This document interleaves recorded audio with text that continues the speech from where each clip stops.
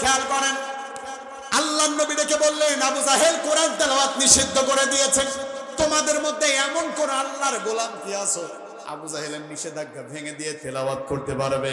সাথে সাথে আব্দুল্লাহ ইবনে মাসউদ তিনি দাঁড়িয়ে গিয়েছেন সবার আগে, সুবহানাল্লাহ বলেন। তিনি বলছেন, ইয়া রাসূলুল্লাহ, আপনি আমার অনুমতি দেন। আল্লাহর নবী, বিশ্ব নবী অনুমতি দিলেন। তিনি চলে গেলেন কাবার চত্বরে। কাবার চত্বরে গিয়ে তিনি তেলাওয়াত শুরু করলেন। মানুষের ভিড় জমে গেল, কারণ নিষিদ্ধ জিনিসের উপরে মানুষের একটা আকর্ষণ আছে না নাই? গত বছর আজহারির মাহফিলে লোক হয়েছিল 5 লাখ 10 লাখ, আর এবছরে এত বেশি হয়েছে, ওটা গণনাও কেউ করতে পারছে না, আবার জায়গাও কোথাও দিতে পারে না। কথা কোন ঠিক না? তার মানে নিষিদ্ধ জিনিসের উপর মানুষের আকর্ষণ বেশি। মক্কার বুকের কাফেররাও চলে আসছে, কার বাবার বুকের পাটা এত বেশি বড়। আবু জাহেলের নিষেধাজ্ঞা উপেক্ষা করে আল্লাহর কোরআন তেলাওয়াত করতে চায়, একটু দেখে আসি। এই অবস্থায় যখন তিনি পৌঁছালেন, সবাই যখন পৌঁছায় গেলেন, আস্তে করে আরো কিছু ইমানদার এসেছে কোরআন তেলাওয়াত শোনার জন্য। তেলাওয়াত শুনতে গিয়ে হঠাৎ করে ওর মধ্যে থেকে একজন মুনাফিকের বাচ্চা আবু জাহেলকে ফোন দিয়েছে, হ্যালো আবু জাহেল, তুই কোথায়? ঠিক কিনা? ঠিক বললেন। কোন কারণে? মোবাইল কি তখন ছিল? ঠিক বললেন কেন? তার মানে বিবেক দিয়ে শুনছেন না? শুনছেন? আল্লাহ যেন কবুল করে বিবেক দিয়ে বলে না আমি। প্রিয় ভাইয়েরা আমার, অবস্থা যখন এইরকম হয়ে গেল, ওর মধ্যে থেকে একজন মুনাফিকের বাচ্চা দৌড় দিয়ে চলে গেল আবু জাহেলের কাছে। যাওয়ার পরে ডেকে বলছেন, ও আবু জাহেল, খবর তো খারাপ। কি হয়েছে? তুমি 144 ধারা দিছো, ছোট্ট আব্দুল্লাহ ইবনে মাসউদ তোমার 144 ধারা ভেঙে 288 ধারা বানাইছে। সুবহানাল্লাহ বলেন, সুবহানাল্লাহ বলেন। আবু জাহেল কয় কি? কয় যে হ্যাঁ। দৌড়াইতে দৌড়াতে চলে আসলো আবু জাহেল। দৌড়ে আসার পরে এবার তিনি চোখ চিৎকার করে রেখে বলেন, এই থাম। নেতা তো শক্তি আছে না? তুই আমার চিনিস? বিগত দিনেও বলছিল, তুই আমার চিনিস? বাবা তুমি কে ভাই? আমি অমুক নেতার খালাতো ভাইয়ের মামাতো ফুফার ছেলে শালার বউ এসছে। আপনি মানে খোঁজ নিয়ে কুল পাবেন না নেতার উনি কে হয়। এরপরে দাপট ছিল কি ছিল না? কোথায় গেল সে দাপট? ওই সে দাপট পৃথিবী তো ডেকে বলেন স্বৈরাচারী কই? ওরা আমাদেরকে ডেকে বলেছিল আমরা নাকি পাকিস্তানের দালাল, বলেছিল না? শোনেন, বিবেক দিয়ে কথা শুনবেন, রাজনৈতিক পাল্লায় কথা তুলবেন না। আমরা বিগত 16.5 বছর এই জমিনে আছি, হামলা খেয়েছি, মামলা খেয়েছি, রক্ত ঝরেছে, আমাদের ভাইয়েরা শহীদ হয়েছে, শেষমেশ আল্লামা সাইদিরও রক্ত এই জমিনে ঝরেছে। এত কিছু হয়ে গেল, আমাদের একজন নেতা পাকিস্তানে পালায় যায় নাই। কথা কন না কেন? একজন নেতা পাকিস্তানে পালায় যায় নাই, তার মানে আমরা পাকিস্তানের দালাল না। কিন্তু তোমরা 16.5 বছর এই জমিনে ছিলে, 16.5 বছর এই জমিনে ছিলে। পুলিশ, আর্মি, ব্রিগেডিয়ার, র্যাব সব তোমাদের পকেটে ছিল। ক্ষমতা হারানোর পর একটা ঘন্টায় জমিনে দাঁড়াতে পারো নাই। মামা বাড়ি দিল্লি গিয়ে মামার করে অর্থাৎ দাদা বাবুর কলেজে বসে আছে। তার মানে বোঝা যায় 16.5 বছর আমরা পালায় যাই নাই, পাকিস্তানে আমরা পালায় যাই নাই। যদি পাকিস্তানের দালাল হতাম, পাকিস্তানে পালায় যাইতাম, আমরা পালায় যাই নাই। ওরা ভারতের দালাল বলেই ভারতে মোদির কলেজে বসে আছে। কথা বলেন ঠিক না বেঠিক? তার মানে জাতি বুঝতে পেরেছে কে দালাল আর কে দালাল না। আবার ভারত আবার মাঝে মাঝে মোচড় দিয়ে উঠে কয় যে তাড়াতাড়ি রাজনীতি দাও। ওরে বাবা, কিসের রাজনীতি? আমরা চাই সংস্কার আরো হোক, ঠিক না? কিসের রাজনীতি, কিসের নির্বাচন? আর আমাদের দেশের নির্বাচন নিয়ে তাদের এত মাথা ঘামান কেন? ওই যে রিপাবলিক চ্যানেলে ময়ূক রঞ্জন নাকি একজন আছে না, কয় যে চট্টগ্রাম দখল করে ফেলেছে, ফেনী দখল। আয় আয় দেশে আয়। এটা হাজী শরীয়তুল্লাহ বাঁশের কেল্লা নিয়ে যেমন গিয়েছিল, বাঁশ দিয়ে ছাট করেছিল ইহুদিদেরকে, খ্রিস্টান কাফেরদের, ঠিক কিনা বলেন? আমরা সেই জাত। তাকায় দেখেন না চাঁপাইনবাবগঞ্জ, রহিমপুরে ওই পাশে থেকে বিএসএফ আসছে বেড়া দেওয়ার জন্য। রাগ করছেন নাকি? বেড়া দেওয়ার জন্য। আর এই পাশ থেকে বিজেপি, এর আগে আমাদের দেশের বিজেপিরা এইভাবে চোখ নামিয়ে কথা বলতো। যারা বলেন উন্নয়ন কোথায় হচ্ছে, ডাক্তার ইউনূস উন্নয়ন কোথায় করছে, আমি তাদেরকে বলি এর আগে বিজেপি এইভাবে কথা বলতো বিএসএফ এর সাথে, এখন কথা বলে এইভাবে, চোখে চোখ রেখে কথা বলে, ঠিক না? আর ওই পাশে দেখলাম শুধু বিজেপি একা যায় নাই, এদিকে কৃষক শ্রমিক সবাই পর্যন্ত গিয়েছে। এক বাবাজিকে দেখলাম কাঁচা একটা মেরেছে, কাঁচা মেরে এ হাতে বিড়ি, আকিজের বিড়ি, আর এতে রামদা কয় আয়। এদেশের মানুষ ভালোভাবে দেশপ্রেম বুঝতে না পারে, কিন্তু দেশের জন্য মরতে পারে এরা। কথা বলেন ঠিক না? যদি ভারত আমাদের দেশের দিকে চোখ তুলে তাকাই, ওই চোখ আমরা উপরে ফেলে দেব। এই জমিনের 1 ইঞ্চি জমিন আমরা ভারতের জন্য ছেড়ে দেব না। কথা বলেন ঠিক হবে? ঠিক। ইঞ্চি ইঞ্চি মাটি সোনার চাইতে দামি, নগদ রক্ত দিয়ে কেনা। শত্রু বাহানাদার একটি কণাও তার কেড়ে নিতে কেউ পারবে না। কথা কয় না, কিছু না, গান দরকার নেই, খেয়াল করেন। আপনি আপনি আপনি বললে হবে, ওনাদের আওয়াজ নাই, মানে শেষমেশ আমি মরে যাব, দেখা হবে যে নামাজ পড়তে হুজুর মরে যান, সমস্যা নেই, জানাতে যদি বাড়ি যান, বলেন ইনশাআল্লাহ। ওই যে দেখেন ইনশাআল্লাহ। না, আমি জানি ভালোবাসা থেকে বেড়ে গেছে। আল্লাহ জানা, আপনি বিশ্বাস করেন, এত সুন্দর আপনাদের পরিবেশটা এখন লাগছে। মুসাফির অবস্থায় মন থেকে দোয়া আসছে, আল্লাহ যেন আপনাদের মাফ করে দেয়, সেই সাথে আমাকেও যেন মাফ করে দেয়। নিজের জন্য আমিন বলবো, তাও জোরে বের হয় না রে, বলেন আমিন। আল্লাহ যেন কবুল করে, বলেন আমিন। প্রিয় ভাইয়ের আমার, খেয়াল করেন, এই অবস্থা যখন হয়ে গেল,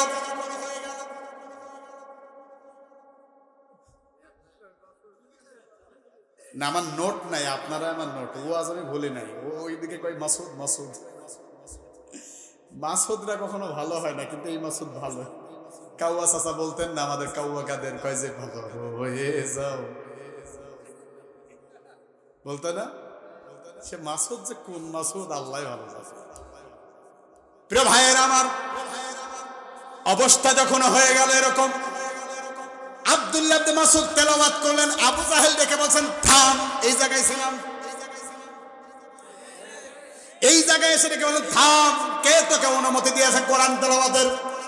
আব্দুল্লাহ ইবনে মাসউদ ডেকে বলছেন, কোরআন আমার আল্লাহর, বিশ্ব নবী আমাকে অনুমতি দিয়েছেন।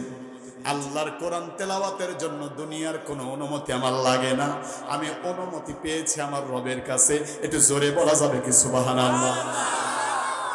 ইমানদারদের ইমানের তেজ আছে না? না, শুধুমাত্র এই কথাটা বলার কারণে, শুধুমাত্র এই অপরাধের কারণে আব্দুল্লাহ ইবনে মাসউদের বাম গালের উপরে আবু জাহেল এত জোরে একটা থাপ্পড় মারলেন, আব্দুল্লাহ ইবনে মাসউদের বাম কানের পর্দাটা ফেটে দরদর করে রক্ত জমিনে পড়তে লাগলো।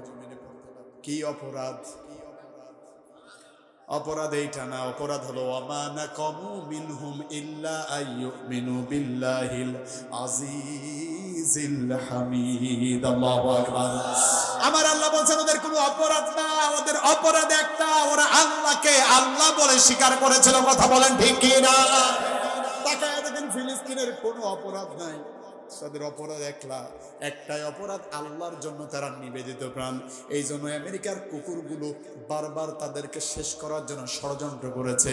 এমনকি ডোনাল্ড ট্রাম্প পর্যন্ত শপথ নেওয়ার আগেও বলেছে, আমেরিকাকে, গাজাকে আমি কবর বানিয়ে তারপরে ছাড়বো। নাউজুবিল্লাহ বলবেন না? ডোনাল্ড ট্রাম্প, সে এখনো শপথই নেয়নি, মানে এখন নিয়েছে, শপথ নিতেই তিনি বলেছিলেন গাজা মানে ফিলিস্তিনের গাজাকে কবর বানাবো। আল্লাহর কি ইচ্ছা, কার কবরে কে শোয়? আমেরিকার সারা জীবনের আয় রোজগার সবকিছু দিয়ে তারা লস অ্যাঞ্জেলেসকে বানিয়েছিল বিখ্যাত শহর। ওরা আমার মুসলিম ভাইদেরকে যত না হত্যা করেছে, তার চেয়ে দ্বিগুণ বেশি মানুষ আগুনে পুড়ে ছাই হয়ে গেছে। আল্লাহর বিচার আছে না নাই? 70,000 আগুন নিভানোর জন্য ফায়ার সার্ভিসের গাড়ি গিয়েছে, 70,000 পানি কলের ওই গাড়ি। এমনও দেশ আছে 70,000, তো 70টা গাড়ি নেই, 70,000 গিয়েছে, যত দেয় তত ধরে। এ গজব দিয়েছেন কে? আল্লাহ বলছেন পৃথিবী থাকবে, ইমানদাররা থাকবে, কাফেরের গোষ্ঠীরা এই জমিন থেকে বিতাড়িত হবে। কথা বলেন ঠিক কিনা? আগামী দিন হবে কোরআনের দিন, আগামী রাষ্ট্র হবে কোরআনের রাষ্ট্র, ইসলামী সমাজ ব্যবস্থা এই দেশের বুকে নাই, সারা পৃথিবীতে কায়েম হয়ে যাবে। কথা বলেন ঠিক না ঠিক? এটাকে ঠেকানোর ক্ষমতা কারো? প্রিয় ভাইয়ের আমার, কি হইল? প্রিয় ভাইয়ের আমার, রাগ করছেন? আপনারা দারুণ মানুষ, বুঝছেন? আমি মানে একটু ভয়ের ভয় থাকছি। সাতক্ষীরার মানুষ, রাত হয় এদের কিছু মনেই হয় না। ভালো লাগে না রাতে কোনো ভালো লাগার জায়গা? ভাই চেষ্টা করবেন, আমি আপনাদের কমিটিকে অনুরোধ করব, চেষ্টা করবেন, পরিবর্তন করা লাগবে। হ্যাঁ, পাকিস্তান না ফিলিস্তিন, মিনি ফিলিস্তিন বলা হয় এই সাতক্ষীরাকে। কারণ সাতক্ষীরা যে জুলুম আর নিপীড়ন হয়েছে, অন্য কোথাও এত নিপীড়ন হয় নাই। আমাকে একজন রিক্সাওয়ালা এসে ডেকে বলছেন ঘোনা ঘোনা, সাতক্ষীরা ঘোনা, তালা ঘোনা না। একজন রিক্সাওয়ালা এসে ডেকে বলছেন হুজুর চেয়ারম্যান আমার নামে 42টা মামলা দিচ্ছে। আসলে মানুষ না পশু কি জানে, আল্লাহ জানে। চেয়ারম্যানকে পায় নাই, চেয়ারম্যানের ভাইকে পাইছে, বাইরে মেরে ফেলেছে। দাপট দেখাছিস না? কই আজকে দেখেন কেউ আর নাই, কিন্তু আমরা আমাদের দিকে তাকিয়ে দেখ, কর্মী তো দূরের কাছে, নেতা নিজেই পালাই না। কথা বলে ঠিক না? মিছিলে আমরা আগে কর্মীদেরকে দিয়ে পালাই না, বলে আমাদের নেতারা মিছিলে আগে যায়, নেতারা নারায়ে তাকবীর দেয়, গুলি যদি লাগে নেতা বলে আমার গুকে আগে লাগুক, এরপর আমার কর্মী হবে। এটাই হলো ইসলামী আন্দোলন। কথা বলো ঠিক হবে? ঠিক চাইলে দল করা যায় না, দল শিখতে হয়। আল্লাহ যেন বুঝার তৌফিক দান করে। বলেন আমিন, জোরে বলেন আমিন। প্রিয় ভাইয়ের আমার, আব্দুল্লাহ ইবনে মাসউদ থেকে বলেন আমার আল্লাহ দিয়েছে তেলাওয়াতের অনুমতি, মায়ের যে দিয়েছে বাম কানের পর্দাটা ফেটে গিয়েছে। অপরাধ কি? আল্লাহকে আল্লাহ বলে স্বীকার করা, তার মানে কোরআন তেলাওয়াত করা। আবু জাহেলকে বলেন খবরদার আর কখনো তেলাওয়াত করবি না। এই কথা বলার পরে যখন তিনি চলে যাচ্ছেন, ওই অবস্থায় আব্দুল্লাহ ইবনে মাসউদ থেকে বলেন শোনো আবু জাহেল, আজকে তোমার ক্ষমতা আছে, তোমার পুলিশ আছে, র্যাব আছে, ব্রিগেডিয়ার আছে, আজকে তুমি দেশের সরকার, এই জন্য তুমি মেরে আমার একটা কানের পর্দা ফাটিয়ে দিয়েছো। শোনো আবু জাহেল, যেই দিন আমার নবী বিশ্ব নবী ক্ষমতার মসনদে আসবে, ওই দিন তোমার একটা না দুইটা কানে মেরে দুইটা কানের পর্দা আমি ফাটিয়ে দেব। শক্তি দিয়েছেন কে? কোরআন তেলাওয়াত শুনলে করলে ঈমান বাড়িয়ে দেন কে? ইন্নামাল মুমিনুনা আল্লাযীনা ইযা যুকিরাল্লাহু ওয়াজিলাত কুলুবুহুম ওয়া ইযা তুলিয়াত আলাইহিম আয়াতুহু যাদাতুহুম ঈমানাও ওয়া আলা রাব্বিহিম ইয়াতাওয়াক্কালুন। আমার আল্লাহ বলেন ইমানদারদের সামনে যখন কোরআন থেকে আলোচনা করা হয়, সর্বপ্রথম তার হৃদয়ে আল্লাহর ভয়টা জাগ্রত হয়ে যায়। 2 নাম্বার, তার ঈমানটাকে যাদাতুহুম বাড়িয়ে দেওয়া হয়। 3 নাম্বার, ওয়া আলা রাব্বিহিম ইয়াতাওয়াক্কালুন, ঈমানটা বাড়তে বাড়তে এমন এক পর্যায়ে চলে যায়, দুনিয়ার কোন স্বৈরাচারী শাসকের কাছে তার মাথাটা নত করে না, মাথাটা নত করে কেবলমাত্র কার কাছে? ভয় নাই রে, কোনো ভয় নাই। হ্যাঁ, ভয় নাই রে, কোনো ভয় নাই। আল্লাহ যদি থাকে সহায়, দুর্গম গিরিপথ পাড়ি দিয়ে যায়। ভয় নাই রে, কোনো ভয় নাই। কথা বলেন ঠিক কিনা? বাতিলের শক্তি ক্ষয় হয়ে যায়, আল্লাহর শক্তির কোনো ক্ষয় নাই। সেই শক্তি আমাদেরকে আল্লাহ যেন দান করে। বলেন আমিন। আরো জোরে বলেন আমিন। এই অবস্থায় যখন এই কথা বললো, বলার পরে রেখে বলছেন আমি তোর 2টা কানে মেরে 2টা কানের পর্দা ফাটিয়ে দেব। ঈমানটা বাড়িয়ে দিয়েছেন কে? যখন ঈমানটা বেড়ে গেল, আবু জাহেল এই কথা শুনলে জাগায় তার মাথা ঘুরতে লেগেছে। কয় কি কেবল মারলাম, তাও তো সাহস কমে না। প্রিয় আল্লামা সাইদিকে বলা হয়েছিল, নারী চান নারী দেব, গাড়ি চান গাড়ি দেব, টাকা পয়সা যা লাগে সব দেব, শুধুমাত্র ওই দলটা ছেড়ে দেন। তিনি বলেছিলেন, সারা পৃথিবী যদি আমাকে দেওয়া হয় তাও আমি ইসলামী আন্দোলনের পথ কখনো ছেড়ে দেব না। আর আজকে আপনি মুসলমান, মুসলমানের ঘরে জন্ম নিয়েছেন, বাবা মুসলমান, নিজে মুসলমান, আপনি ইসলামী আন্দোলনের বিপক্ষে কথা বলেন। একজন মিজানুর রহমান আজহারি শুধু একটা বাক্য বলছে, একদল খেয়ে গেছে। আচ্ছা, মানুষ খাওয়ার পরে আরেকজন যারা খাওয়ার জন্য আরেক দল অপেক্ষা করে, ওই দলটা কিসের দল? ভাই কুকুরের দল। কিসের? ডাক্তার সাহেব ভালো বুঝবেন। আমি খানা খাইছি, খানা খাওয়ার পরে আমার যে অবশিষ্ট খাবার আছে ওইটা খাওয়ার জন্য কোন দল অপেক্ষা করে? কুকুর। কুকুর না? আচ্ছা, আপনারা কি কুকুর? আপনাদের বলছি না, যারা নিজের ঘাড়ে নিয়ে নিয়েছেন আমি তাদেরকে বলছি, আপনারা কি কুকুর? লজ্জা লাগে না? কত দলে তো আছে সেটা বলে নাই যে জামাত ইসলাম খাওয়ার জন্য অপেক্ষা করছে। জামাত ইসলাম তো হতে পারে, চরমনায় হতে পারে। আরে কথা কয় না রে, জাসদ বাসদ চরমনায় হাটহাজারি ফুরফুরা দেওয়ানবাগে নিবেন কোটা তো হইতেই তো পারে যে কোন একটা। বিএনপির ভাইরা তাদের গাড়ে কেন নিলেন বুঝলাম না। তার মানে সত্যি কি আপনারা খাওয়ার জন্য অপেক্ষা করছেন? একটা গল্প মনে পড়ে গেল, আপনার যদি বিরক্ত না হয় বলবো। ওই ইউএনও সাহেব আসছে স্কুল, আসার পরে ক্লাসে যাওয়ার পরে ডেকে বলছেন, এই ছাত্ররা এদিকে খেয়াল করো। জি স্যার। আচ্ছা বলো তো, চীনের প্রাচীর কে ভাঙিয়েছে? চীনের প্রাচীর ভাঙছে কে? পিছন থেকে একটা ছাত্র উঠে রেখে কয়, স্যার এই ক্লাসের সবচেয়ে খারাপ ছাত্র আমি আপনাকে বলছি স্যার, আমরা খারাপ হইতে পারি কিন্তু চীনের প্রাচীর ভাঙার মতো অপরাধ আমরা করি।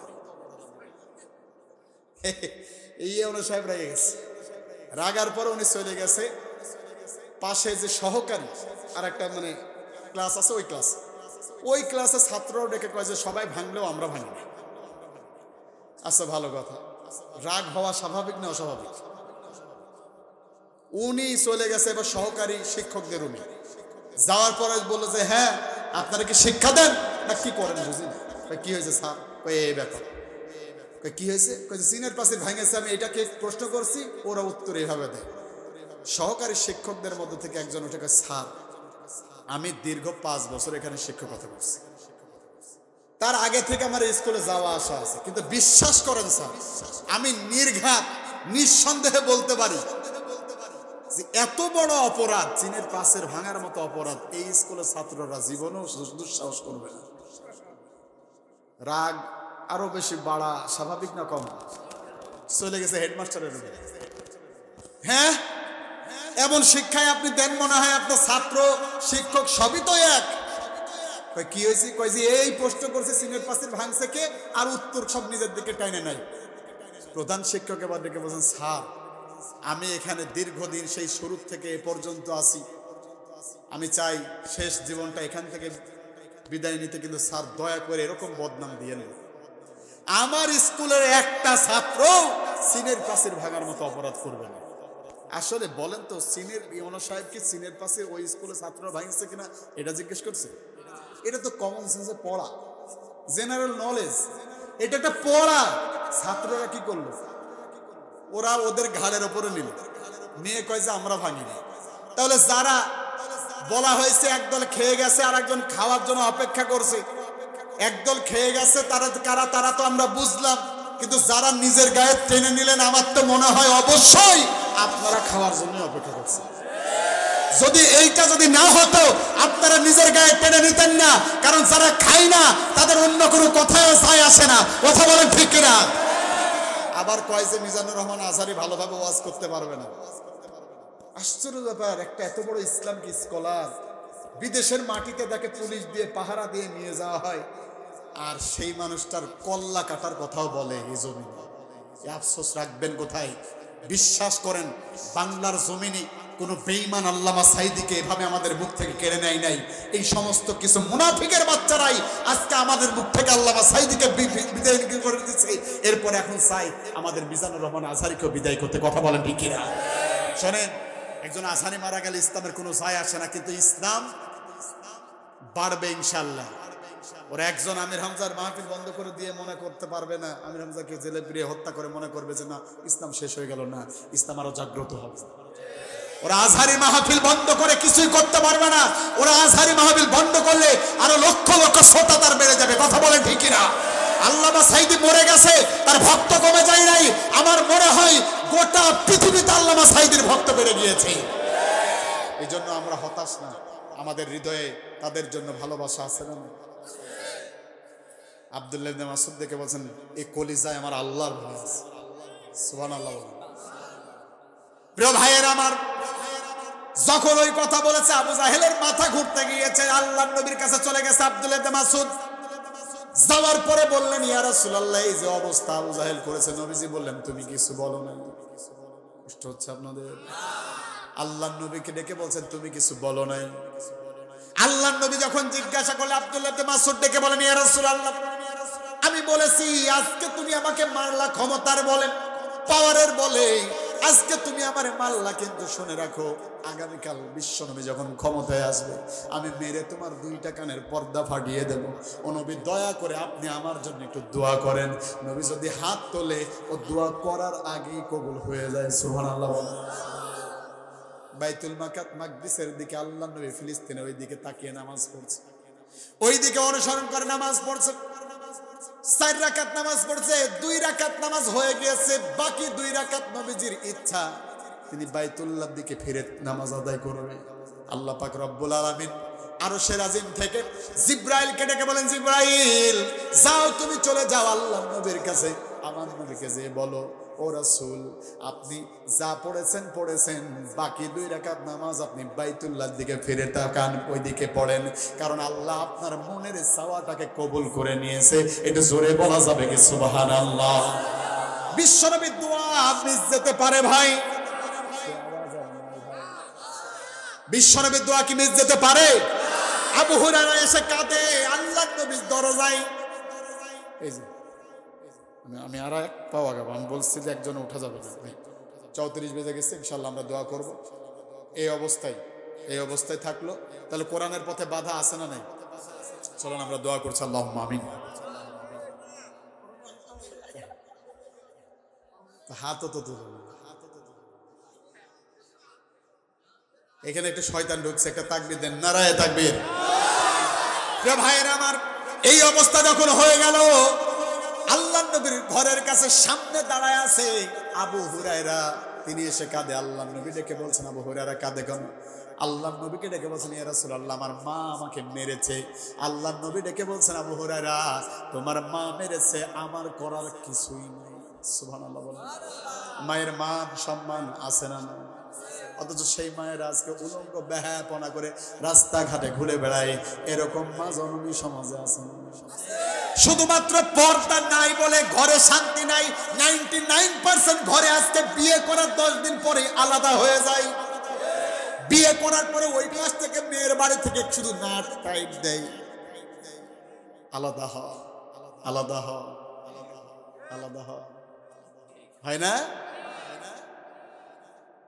শোনেন, বাবা এতদিন চাকরি করতো, বাবার চাকরিতে সমাজ চলেছে, নিজের জীবন চলেছে, কোনো সমস্যা হয় নাই, চাকরও বাড়িতে ছিল। আজকে বাবার চাকরি নাই, এই জন্য সুন্দরী বউ বিয়ে করছে, তো দেখে বলছে শোনো, রাগ করে না ডাক্তার সাহেব, বলছে শোনো, কয় কি হয়েছে? এতদিন তো আব্বার চাকরি ছিল, এখন একটু ব্যাগটা আব্বারে দাও, চাকরখানে বিদায় করে দিচ্ছি। কই কেন? আব্বার তো এখন চাকরি নাই, কি করবে আব্বা বাড়িতে বসে বসে? বউ তো মডার্ন, এই জন্য স্বামীকে বললো যাও ব্যাগ দিয়ে আসো, বাজার করুক। তার মানে বাবা এখন চাকর, চাকরি নাই বলে। কথা বলেন ঠিক কিনা?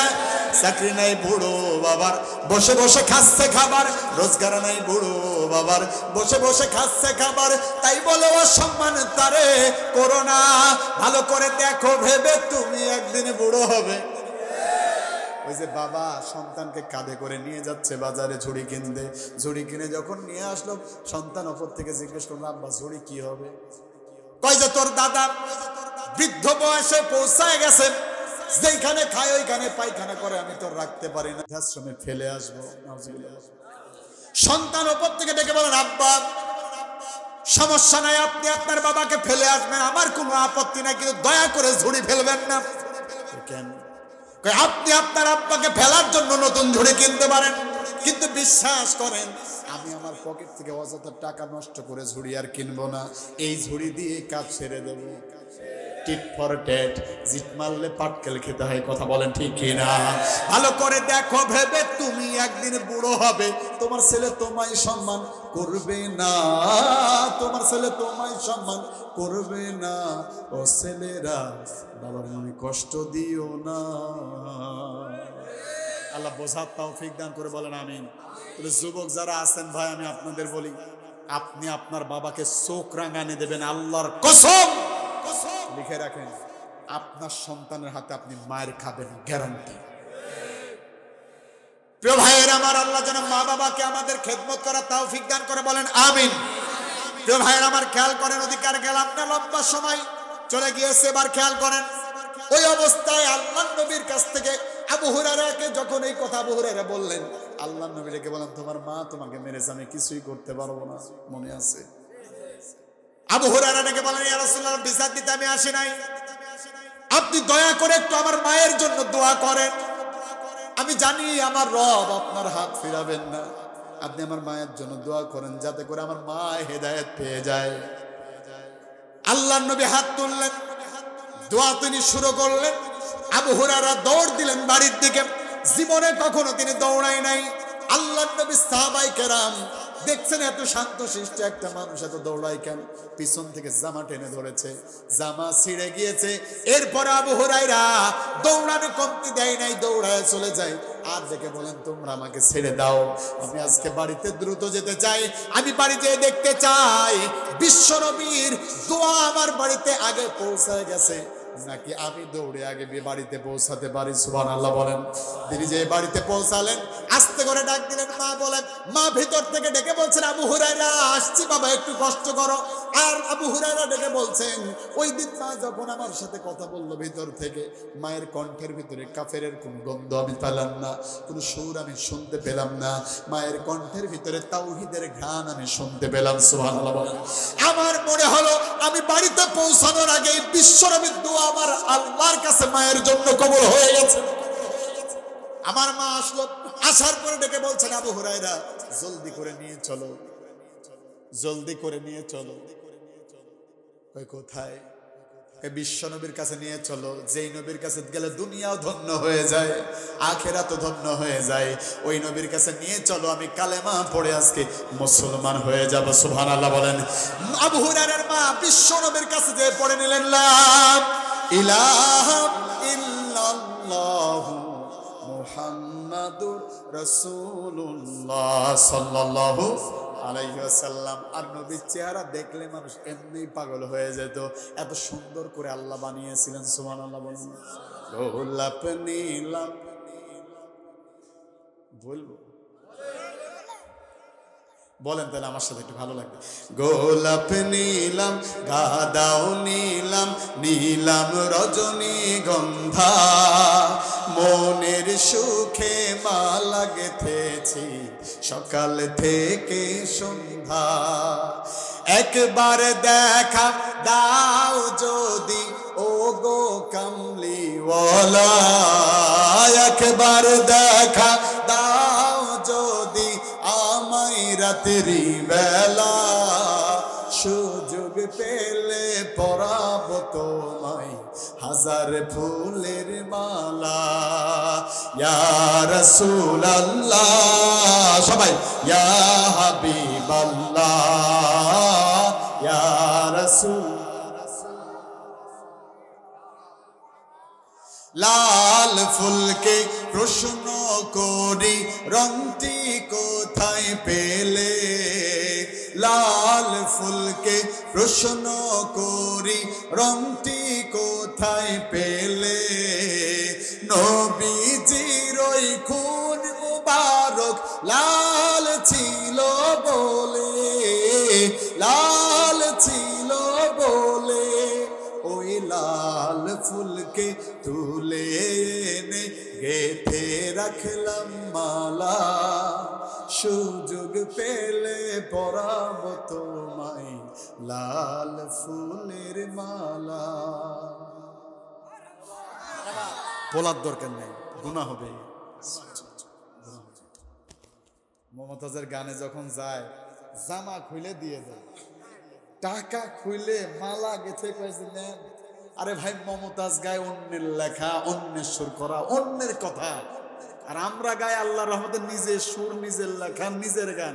যদি এইটা আমার না, আমরা নিজের সুর নিজের, ওরা ঢোল তবলা সব কিছু মিলিয়ে হয় মমতাজ।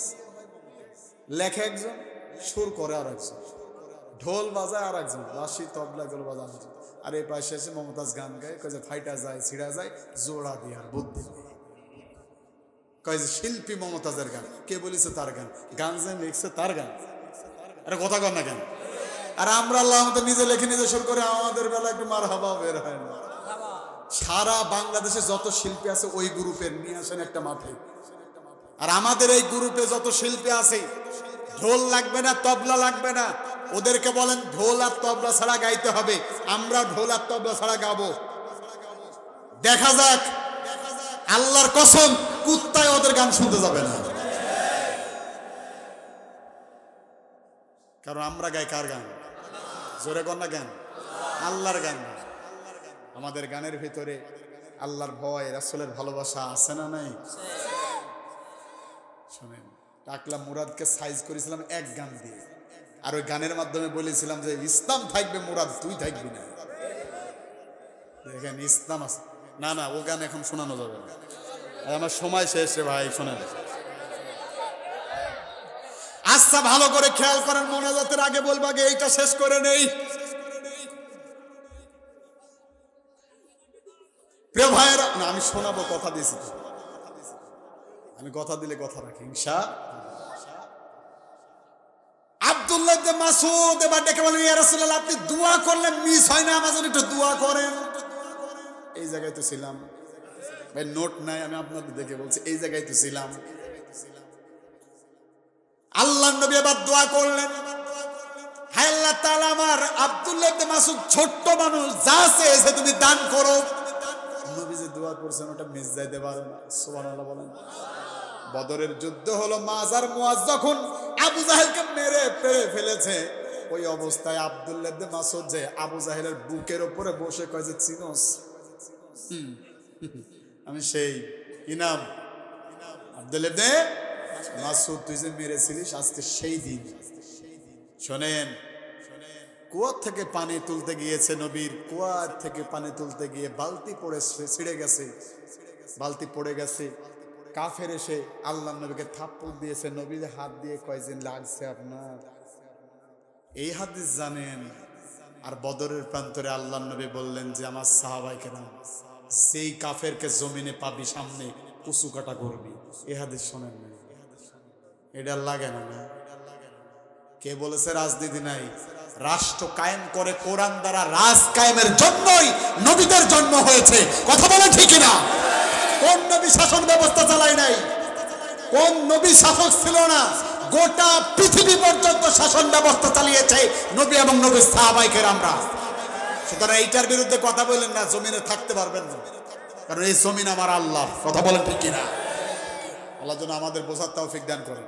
ওই দিন আব্দুল্লাহ ইবনে মাসউদ তার কাজটা করে বিদায় নিলেন। তাহলে আব্দুল্লাহ ইবনে মাসউদের চাওয়া পূরণ করলেন কে? কোরআনের পথে বাধা চলতি আছে, এখন কি বাধা আছে না চলতি আছে? আল্লাহ অনেক, শেষ নাই। আপনি আমি বলতে লাগলে শেষ হবে না। গোটা পৃথিবীর আগুন পানি সব এক জায়গায় করলেও আল্লাহ বলছেন লানা ফিদাল বাহার কবলা আংতাং ফাদা কালিমা। লানা ফিদাল বাহার, আল্লাহ বলে না এই যে নদী বা সাগরের পানি শেষ হয়ে যাবে, আল্লাহ বলে নাই। আল্লাহ বলছে লানা ফিদাল বাহার। কোরআনের ব্যাখ্যা লিখতে গেলে সাগরই শেষ হয়ে যাবে। সুবহানাল্লাহ বলেন। যদি পৃথিবীর সব জল কালি হতো, হতো যদি গাছগুলো কলম সবই, শেষ হতো না লেখা মহিমা তোমার। যদিও লিখি প্রভু জীবন ভরে, যদি পৃথিবীর সব জল কালি হতো। শেষ হতো না, শেষ হতো না। তাহলে কোরআনের পথে এখনো বাধা আছে না নাই? আগামী তো আছে না নাই? ওই যে শুরু হয়েছে দেখছেন না? তার মানে জীবনে মনে করে রাখবেন আবু জাহেল সর্বপ্রথম শুরু করেছে। কথাও কয় না রে। আবু জাহেল সর্বপ্রথম শুরু করেছে, আর শেষ করবে কোন জাহেল আল্লাহ ভালো জানে। তবে মাঝখানে যে বাজারায় আসুক, আবু জাহেল কোরআন তেলাওয়াত নিষিদ্ধ করেছিল। আল্লাহর কসম, যুগের পরিবর্তনে আবারও যদি কেউ কোরআন এবং আলেম ওলামার বিপক্ষে তাকিয়ে যায়, ও আজ যাই হোক অন্য কিছু আমরা বুঝি না, ওটা জাইতের জাত, আবু জাহেলের জাত। আল্লাহ আমাদের বোঝার তৌফিক দান করে, সকলে বলেন আমিন। এবার আলোচনা থেকে দুইটা শিক্ষা আছে, বলবো। এক নম্বর শিক্ষা, এই